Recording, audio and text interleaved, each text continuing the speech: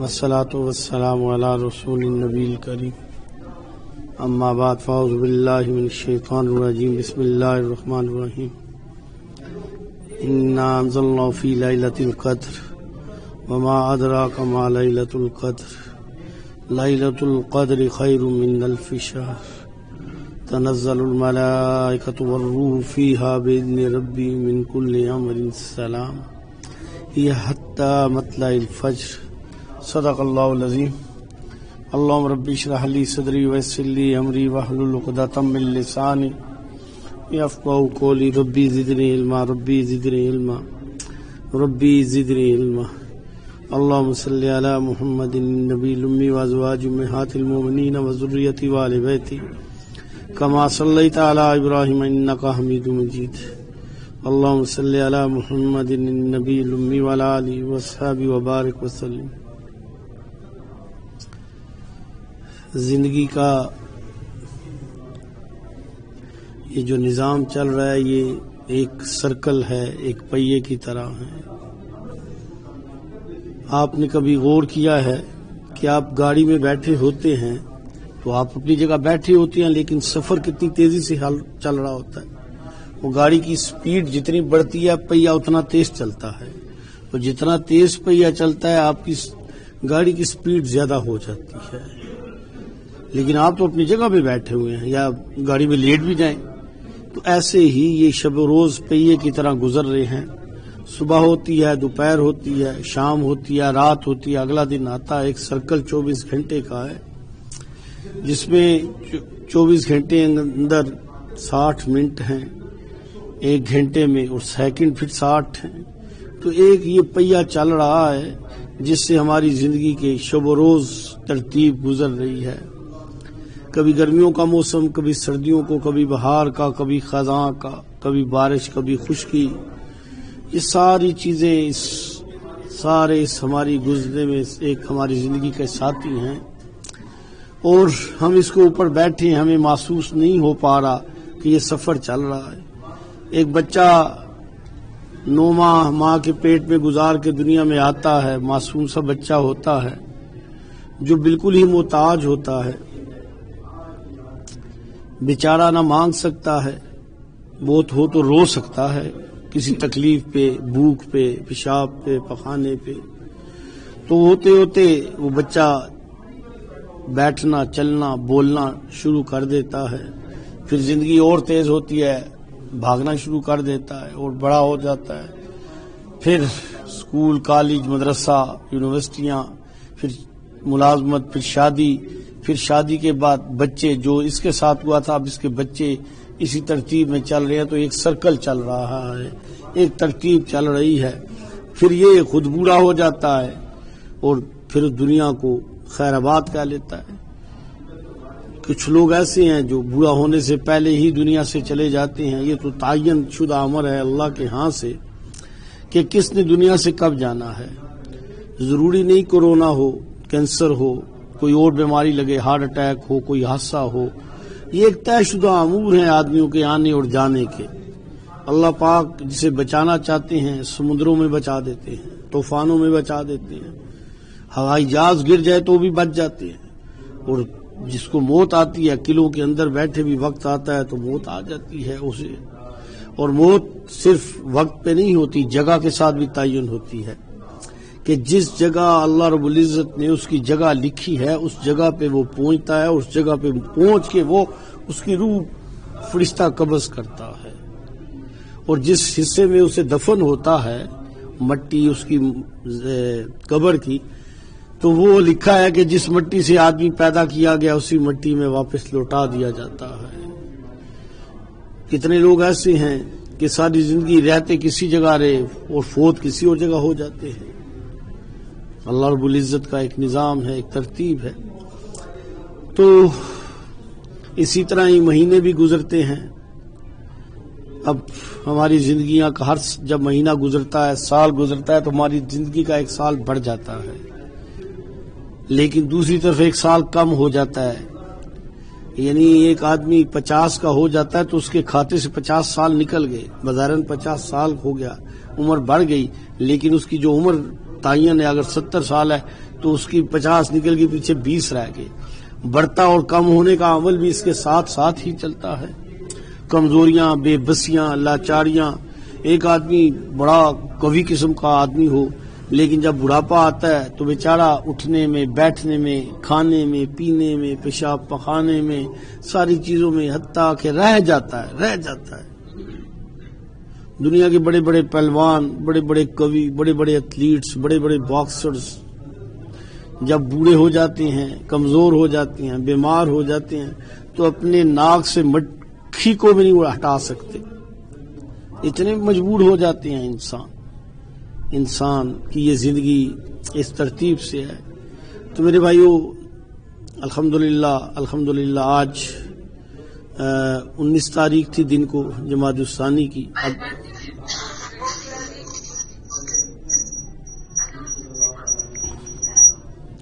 رجب جو ہے اگر 29 کا ہوا تو آج رات رجب کی ہوگی، اور اگر 30 کا ہوا تو کل رات رجب کی ہوگی۔ امام غزالی رحمۃ اللہ علیہ نے کاشفۃ القلوب میں لکھا ہے، حدیث لکھی ہیں کہ نبی صلی اللہ علیہ وآلہ وبارک وسلم نے فرمایا کہ 5 راتیں بڑی مقدس ہوتی ہیں، برکت والی ہوتی ہیں۔ اس میں سب سے پہلی رات رجب کی پہلی رات ہوتی ہے۔ وہ فرماتے ہیں کہ یہ جو 5 بڑی راتیں ہیں ان میں رجب کی جو پہلی رات ہے وہ ہوتی ہے، اور اس کے بعد دوسری 15 شعبان کو ہوتی ہے جسے شب برات کہتے ہیں، اور اس کے بعد تیسری لیلۃ القدر ہوتی ہے جو رمضان کے آخری عشرے میں تاخیر راتوں میں آتی ہے، اور چوتھی اور 5ویں دونوں عیدوں کی راتیں ہوتی ہیں کہ ان راتوں کی فضیلت حدیث سے ثابت ہے۔ اور یہ ہوتا کیا ہے، اب تھوڑی سی جو بات سمجھنے کی ہے نا وہ دیکھ لیں کہ حدیث میں آتا ہے، امی جان عائشہ صدیقہ رضی اللہ تعالیٰ فرماتی ہیں کہ جب رجب آتا تو نبی صلی اللہ علیہ وسلم اپنے بستر کم کر لیتے، یعنی جو آپ کا بستر ہوتا ہے اس کی ایک تہہ کم کر لیتے، سونا کم کر لیتے، آپ روزے رکھتے، بعض دفعہ مسلسل ہی روزے رکھتے رجب اور شعبان میں، اور کبھی چھوڑتے بھی، کبھی رکھ لیتے اور مسلسل بھی رکھتے۔ اور آپ صلی اللہ علیہ وسلم کی دعا بھی حدیث میں، اللہ ہمیں رجب اور شعبان کی برکتیں عطا فرما اور رمضان تک پہنچا۔ یعنی یہ رمضان سے آنے سے، جیسے بارش سے پہلے ٹھنڈی ہوائیں آتی ہیں، پھر اس کے بعد بادل آ جاتے ہیں، تو یہ ٹھنڈی ہوائیں اور بادل ہیں جو رمضان سے پہلے رجب اور شعبان کی صورت میں آئی ہیں۔ ان میں اعمال کی درجہ بڑھ جاتا ہے، ثواب بڑھ جاتا ہے، کیفیات بڑھ جاتی ہیں۔ الحمدللہ جنہیں اللہ پاک نے یہ نعمت عطا فرمائی ہے، تو رجب شروع ہوتا جاتا ہے تو آدمی کی کیفیات اور اس کے اعمال میں قوت اور برکتیں اور زیادتی پائی جاتی ہے۔ تو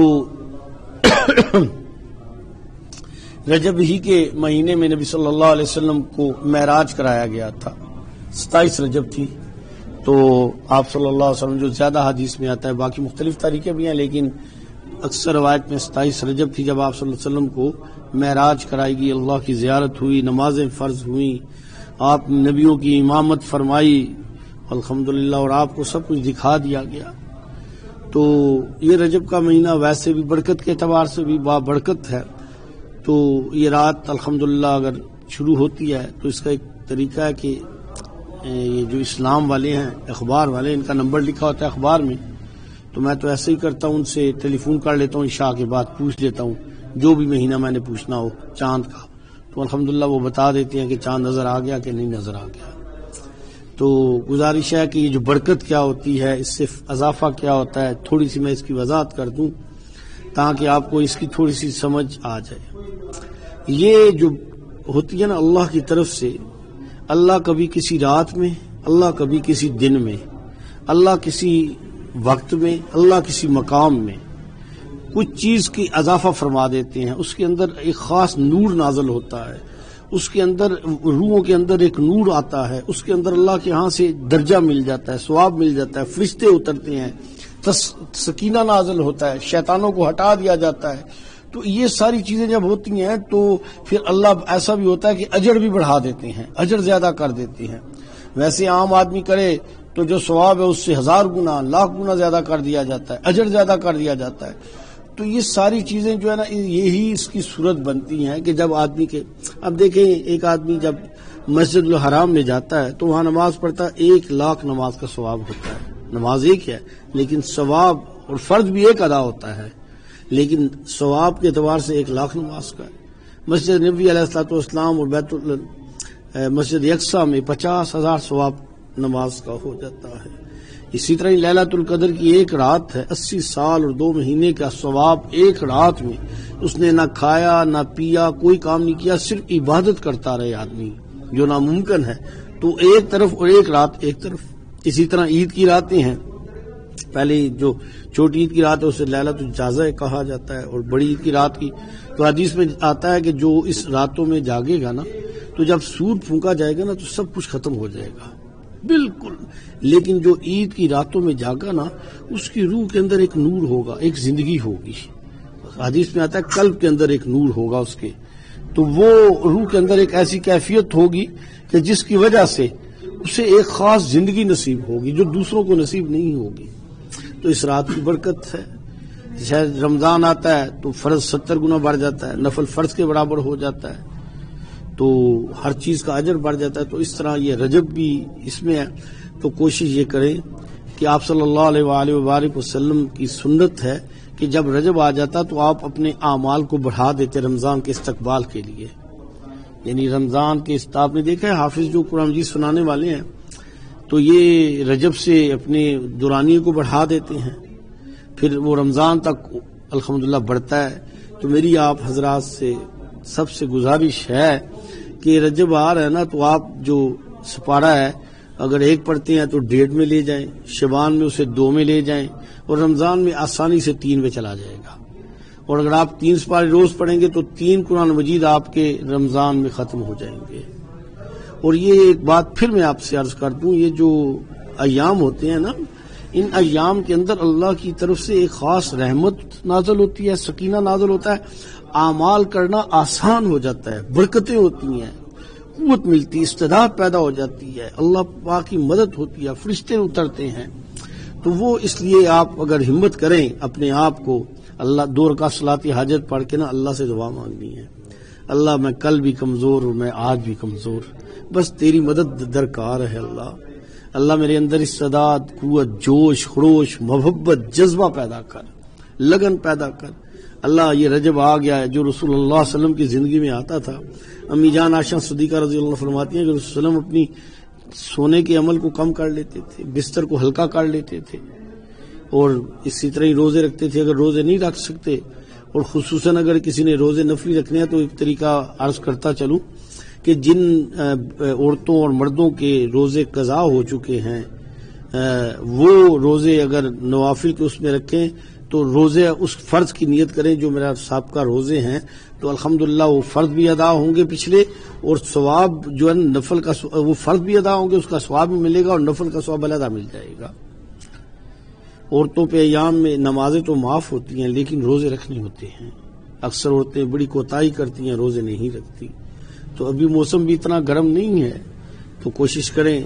اسی طرح جنہوں نے نفل پڑھنے ہوتے ہیں اور ان کے فرض رہ چکے ہیں تو وہ تہجد کے ٹائم اٹھ کے نفل جب پڑھیں گے تو نفل کی بجائے فرض ادا کریں. اپنے 20 رکعتیں ہوتی ہیں ایک دن کی 2 فجر کے فرض 4 ظہر کے فرض 4 عصر کے فرض 3 مغرب کے فرض 4 عشاء کے فرض اور 3 وتر یہ 20 رکعتیں بنتی ہیں. اس کو دن میں ڈیوائیڈ کر لیں تو ایک دن کے ساتھ ایک دن کی قضا ہو جائے گی. اور اگر آپ تہجد کے ٹائم میں قضا پڑھتے ہیں تو آپ کو تہجد کے اٹھنے کا تہجد کا پورا ثواب ملے گا اور آپ کی قضائیں بھی ادا.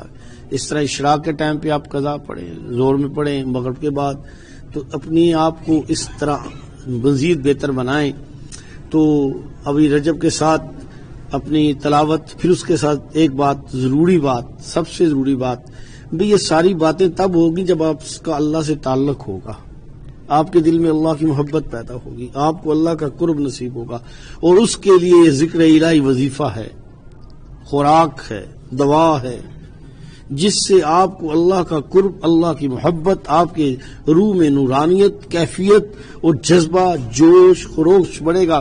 اور جب اللہ کی رحمتیں اتریں گی دیکھنا جی ایک آدمی بیمار ہے اور آپ نے اس کے سامنے مغر مسلم بریانی بہت کچھ رکھا وہ کھا ہی نہیں سکتا تو آپ کیا کریں گے یعنی برکتیں اتر رہی ہیں، آپ کی روح کے اندر استعداد نہیں ہے، تو ذکر اللہ سے استعداد پیدا ہوگی. یہ اللہ کا ذکر قوت پیدا کرتا ہے، روح کی بیماریوں کو دور کرتا ہے، روح میں استعداد پیدا کرتا ہے، جذبات بناتا ہے، کیفیات بناتا ہے. تو آپ اپنی ذکر کی روٹین کو رجب میں جتنا بہتر کرتے جائیں گے، آپ کی تلاوت، آپ کے نوافل، آپ کے روزے، آپ کی تسبیحات، آپ کا درود شریف، آپ کے اندر اور نیکی کے اعمال جو ہیں وہ بڑھنے شروع ہو جائیں گے اور زیادہ سے زیادہ ہو جائیں گے. اکثر لوگ پہلے تو اس طرح کرتے تھے، اب تو ذرا ماشاءاللہ ذرا آسانی ہو گیا لوگوں کو علمی طور پہ کہ رجب کو زکوٰۃ کا مہینہ بھی بعض لوگ کہتے تھے. اکثر لوگ رجب کو زکوٰۃ کا مہینہ کہتے تھے کہ اپنا زکوٰۃ میں، آپ دیکھتے ہیں نا مدارس والے رجب میں اکثر آ جاتے ہیں، تو لوگ زکوٰۃ اپنی رجب پہ، تو ضروری نہیں ہے یہ رجب میں نکالی جائے. طریقہ ہے کہ جب آدمی صاحب وہ استعداد ہو گیا ہے، اس پہ جس اعتبار سے جس مہینے میں اس کی زکوٰۃ بن جاتا ہے تو اس بات اس پہ فرض ہو جاتی ہے. ہاں سال کے اندر دینی ہوتی ہے. زیادہ لوگ رمضان میں اس لیے دے دیتے ہیں کہ رمضان میں اجر بڑھ جاتا ہے. ایک آدمی کے اوپر 1,00,000 زکوٰۃ ہے تو وہ کوشش یہ کرے کہ اس کو ساری رمضان میں نہ دے، اس طرح لوگوں کو نقصان ہوتا ہے. رمضان میں زیادہ کر لے لیکن باقی مہینوں میں بھی دے، اس کو ڈیوائیڈ کر لے تاکہ لوگوں کو نفع ہو. تو لیکن اجر بڑھ جاتا ہے رمضان میں اس کا، اس لیے زیادہ لوگ رمضان میں اس کو دیتے ہیں. تو گزارش ہے، میں جہاں نماز کی بات کیا وہاں زکوٰۃ کی میں گزارش کرتا ہوں. اس کے معاملے میں بڑے بڑے دیندار بڑے کمزور ہیں. زکوٰۃ کے معاملے میں یاد رکھیں، جس مال کی زکوٰۃ نہ جی جائے گی نا، وہ سانپ بن کے گلے پڑ جائے گا اور آدمی کو ڈنسے گا اور کہے گا میں تیرا مال ہوں، میں تیرا مال ہوں، اور یہی مال آگ بنا کے اس کو لگایا جائے گا. بعض لوگ زکوٰۃ کے معاملے میں بڑی بے احتیاطی، لاپرواہی کا مظاہرہ کرتے ہیں. بھئی کس نے دیا ہے مال؟ اللہ نے. اگر لے لے، دیکھیں نا، میں نے خود کورونا میں دیکھا ہے، میں تو بہت لوگ دیکھے ہیں کہ کروڑ پتی لوگ تھے، ان کے پاس کچھ بھی نہیں بچا. کورونا کی وجہ سے نظام ختم ہو گیا، فیملی کے کتنے کتنے ممبر مر گئے، کاروبار ختم ہو گیا، سسٹم آف ہو گیا. اللہ نے لے لیا. اللہ خود قرآن میں کئی جگہ فرماتے ہیں کہ ہم رزق بڑھا بھی دیتے ہیں اور کم بھی کر دیتے ہیں، اور دینے والے کون ہیں؟ اللہ. کس نے دیا ہے؟ اللہ. جس نے دیا ہے وہ فرماتا ہے کہ اس میں سے 2.5%، 1,00,000 اگر سال کا گزر جائے تو اس پہ 2.5% آپ کا 2,500 روپیہ بنتا ہے. اگر کسی کو مسائل سمجھ نہ آئے تو نجی ٹیلی فون میں مجھ سے کر لے تو میں بتا دوں گا ترتیب. بعض لوگوں کو نہیں پتا ہوتا. بعض عورتیں ہیں وہ کہتی ہیں جی کہ 7 تولے سونا ہوگا تو زکوٰۃ ہوگی. یہ بات پھر سن لیں کہ صرف سونا ہو، صرف سونا ہو 7 تولے 7.5 تولے تو زکوٰۃ نہیں ہوتی. لیکن اگر اس کے سونے کے پاس، اس کے پاس پیسے بھی تھے اور اس پہ سال گزر گیا تو یہ چاندی کے ضمنے میں آ جائے گا، جس کی قیمت 40-44 ہزار بنتی ہے. اس سے اوپر جتنا ہوگا سال گزر جائے گا تو آدمی صاحب نصاب ہو جائے گا. بعض ایسے ہیں کہ عورتوں کے پاس بڑا سونا ہوتا ہے، وہ اپنی زکوٰۃ نہیں دیتے. مرد کہتا ہے کہ خورس کے پاس ہے وہ دے، میں ذمہ دار نہیں ہوں. تو یہ دونوں ہی گناہ گار ہوں گے. اور یاد رکھیں، جس مال کی زکوٰۃ دی جاتی ہے اللہ حفاظت بھی فرماتے ہیں اور اللہ برکت بھی دیتے ہیں. جو اللہ کے لیے مال جاتا ہے وہ جاتا نہیں، آتا ہے، آتا ہے. سود جو ہے نا یہ مال کو کم کرتا ہے، زکوٰۃ مال کو بڑھاتی ہے. علماء نے لکھا ہے کہ ایک آدمی اسے ورم ہو گیا. ورم ہونے سے آدمی بڑا موٹا تازہ لگتا ہے لیکن بیماری ہے ورم. یہ سود بیماری ہے. بظاہر کاڑے نظر آتی ہیں، کوٹھیاں نظر آتی ہیں، شان شوکت نظر آتے ہیں، لیکن یہ بیماری ایک دن وبال کا سبب بن جائے گی. اور زکوٰۃ جو اللہ کے راستے میں دی جاتی ہے اللہ اسے لوٹاتے ہیں، واپس لوٹاتے ہیں. میں آپ کو اعلانیتاً مسجد میں بیٹھ کے یہ بات کہہ رہا ہوں، تجربہ کر لیں. آج آپ اپنی ویلیو نکالیں. جو قرضے آپ نے کسی سے لینے ہیں تو اگر امید ہے مل جائیں گے تو اس پہ زکوٰۃ ہوگی، اگر پتہ نہیں ملے گا تو ختم ہے. اسی طرح اگر آپ نے کسی کو قرضہ دیا ہوا ہے، یعنی کسی کا آپ نے قرضہ دینا ہے تو وہ جو دینا ہے وہ اس سے نکل جائے گا. آپ نے سارا جمع کر کے باقی پہ زکوٰۃ کا حساب لگا کے اپنے پاس لکھ لیں. اور مثلاً ایک آدمی ہے اس پہ زکوٰۃ بن گئی 2 لاکھ روپے. آج کی ڈیٹ ڈال کے، جو بھی ڈیٹ اس کی بنتی ہے ڈال کے لکھ لے اپنے پاس. اور اس دیکھے کہ 2 لاکھ زکوٰۃ جو ہے اس پہ ایک مثال دے رہا ہوں 80 لاکھ پہ بنتی ہے، تو آپ دیکھیں گے کچھ ایک زمانہ گزرے گا، میری بات لکھ لیں کہ اس کی جو زکوٰۃ ادا کرے گا وہ 80 لاکھ ہوگی، اللہ اتنا کاروبار کو بڑھا دے گا۔ جب میں کاروبار شروع کیا نا تو دکاندار بڑے حیران ہوتے تھے، میں حساب کرتا تھا، مجھے کہتے ہیں یہ کیا کرتے ہیں آپ؟ تو میں نے انہیں بتایا تھا کہ یہ بھی تو حساب کر کے کرنا ہوتا ہے، سارا کچھ دینا ہوتا ہے، کرنا ہوتا ہے۔ تو ترتیب میں آپ کو بتاتا ہوں، میں نے کتنے لوگوں کو کہا، مثلاً ایک آدمی نے 40 لاکھ مالیت تھی تو اس نے 1 لاکھ روپیہ زکوٰۃ دی، میں نے کہا اپنے پاس لکھ لو، کچھ عرصے بعد اللہ اتنی برکت دے گا کہ آپ کی زکوٰۃ جو ادا آپ کر رہے ہیں وہ 40 لاکھ ہوگی۔ اب اندازہ لگائیں کتنی برکت ہو گئی کہ کل 1 لاکھ دیا، اللہ نے کاروبار میں اور ترتیب میں اتنی برکت دے دی کہ آج 40 لاکھ روپیہ زکوٰۃ دے رہا ہے۔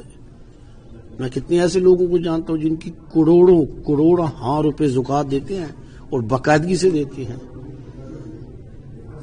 ایک دفعہ ایک صاحب سے میں ملا، مجھے بڑی خوشی ہوئی، ان کے زکوٰۃ بہت زیادہ تھی کروڑوں روپے میں، تو انہوں نے ایک پورا پروجیکٹ بنایا ہوا گروپ رکھا تھا جو اس کو تقسیم کرنا ترتیب کرنے کے اعتبار سے، جس کے وہ چیئرمین تھے، باقی ممبر رکھے ہوئے تھے۔ تو بھئی یہ اللہ کی امانت ہے آپ کے پاس، اگر آپ زکوٰۃ نہیں دیتے تو اللہ ان کی امانت میں خیانت کرتے ہیں، یہ جائز نہیں ہے۔ اور یہ بہت تھوڑے لوگ زکوٰۃ کی ادائیگی کرتے ہیں، کتنے لوگ ہیں حج عمرے کرتے رہتے ہیں زکوٰۃ نہیں دیتے، نمازیں پڑھتے ہیں زکوٰۃ نہیں دیتے، عورتوں نے سونے رکھے ہیں، یہی سونا کل آگ بن کے لگایا جائے گا، زکوٰۃ نہیں دیتے۔ تو اس طرح زکوٰۃ کے پھر دینے کی ایک واحد علماء نے لکھا ہے کہ زکوٰۃ جو ہے نا یہ ایسے ادا نہیں کی جاتی جیسے عام لوگوں کا رواج بن گیا ہے، لیکن ہم نماز پڑھ گئی، زکوٰۃ کے لیے شرائط ہیں کہ زکوٰۃ پہنچائی جائے، دی جائے جس پہ زکوٰۃ لگتی ہے، یا آپ وکیل بنائیں گے۔ انشاءاللہ یہ مسائل کا لمبا کام ہے، تو میری گزارش ہے کہ رجب کی اگر آج ہو جاتا ہے تو الحمدللہ، تو اگر نہیں تو کل میں، تو آپ اپنے اعمال کو بہتر بنائیں۔ اور آپ یہ اعمال کیسے بہتر بنائیں کہ میں رمضان کی تیاری کر رہا ہوں، اللہ اکبر، آپ کو رمضان کی تیاری، پھر اللہ سے دعا مانگی کہ اللہ یہ پچھلا جو رمضان گزرا ہے ہماری مساجد بند تھی، اعتکاف بند تھے، بیت اللہ کا طواف بند تھا، روزہ رسول کا سلام بند تھا، اللہ آج حالات ویسے دوبارہ بنائے جا رہے ہیں، میرے مولا کھول دے اپنی رحمت سے دروازے، کھول دے اللہ ہم سب کے ہر طرح کے گناہوں کو، غلطیوں کو، کوتاہیوں کو معاف فرمائے، اللہ ہمیں دین پہ چلنے کی توفیق دے، اپنے ساتھ اپنے بیوی بچے گھر والوں کو چلائیں، انہیں بھی ساتھ چلائیں، دنیا کی تعلیم کے ساتھ ان کی آخرت کی فکر کریں۔ کل میدان محشر میں ایک عورت 4 مردوں کو جہنم میں لے کے جائے گی، اپنے باپ کو، اپنے بھائی کو، اپنے خاوند کو اور اپنے بیٹے کو، کہ انہیں دنیا کی ساری چیزیں دی گئی، جہیز دیے گئے بڑی، لیکن دین نہیں دیا گیا، نہ سکھایا، نہ کوشش کی۔ اور شادی کے بعد تو اکثر بچیوں کو دین کا پوچھتے بھی نہیں ہیں، بچے تیری نماز کا کیا حال ہے، تو یہاں تو نمازیں پڑھتی تھی، تہجد پڑھتی تھی، وہاں نماز بھی پڑھتی ہے کہ نہیں پڑھتی، قرآن بھی پڑھتی ہے کہ نہیں پڑھتی۔ میں نے بڑے بڑے دینداروں کو دیکھا ہے، ان سے پوچھ لو تو شادی کے بعد انہیں بچی کا پتہ ہی کوئی نہیں، باقی پتہ ہوگا بچی کی کیا ضروریات ہیں دنیا کی، دین کا نہیں پتہ ہوگا۔ یہ ہم نے جواب دینا ہے، اپنی اولاد کی فکر کریں، ان کے لیے اللہ سے دعا بھی مانگیں، کوشش بھی کریں۔ اللہ انشاءاللہ آپ کی دعاؤں کو، میری بات یاد رکھ لیجئے، آپ اپنی اولاد کے لیے فکر کر کے جو دعا مانگیں گے کبھی خالی نہیں جائے گی، آج نہیں، کل نہیں، پرسوں نہیں، اللہ ضرور ان کو دین پہ لگائے گا، اللہ ان کی مدد کرے گا۔ اللہ ہم سب کو اس کی توفیق عطا فرمائے۔ چلیں جی۔